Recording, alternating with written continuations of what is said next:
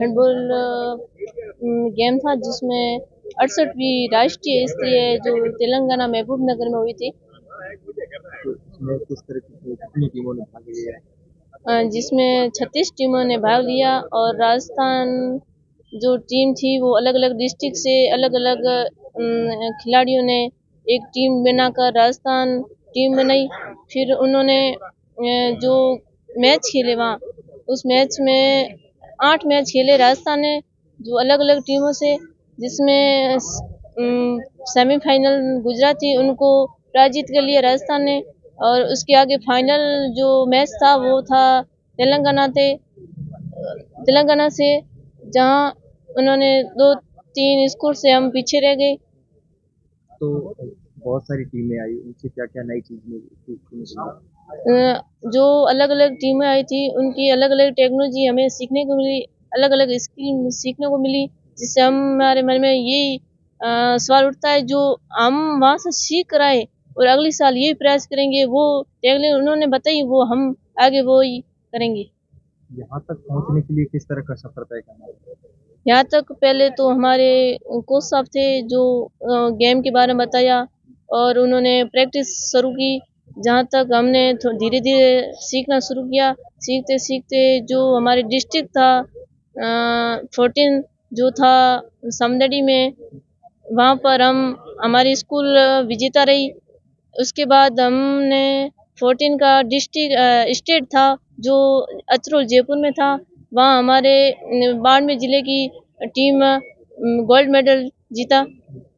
उसके बाद जो इसके बाद स्टेट हुआ था, स्टेट में मैंने सिर्फ 3 स्टेट में मेरा सिलेक्शन हुआ, जिसमें सिलेक्शन में 2 तो मेरे तो मतलब गेम में थोड़ी सी रुचि थी, मगर हम अलग अलग टीमों की स्किल सीख नहीं पाए, इसलिए हम थोड़ी सी बिछड़ गए उनसे।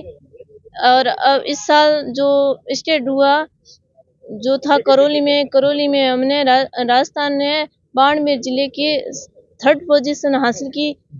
उसके बाद हमारे स्कूल से और एक और थी जिसमें बाड़मेर जिले की 2 बेटियां थी, उसमें अलग अलग स्कूल की एक एक बेटियों का चयन हुआ, जिसमें चयन होते ही नेशनल में एक लिस्ट आई। लिस्ट में जैसे ही लिस्ट आते ही हमारा चयन हो गया, उसमें चयन होते ही नेशनल जो था तेलंगाना महबूब नगर में राजस्थान ने 8 टीमों में भाग लिया।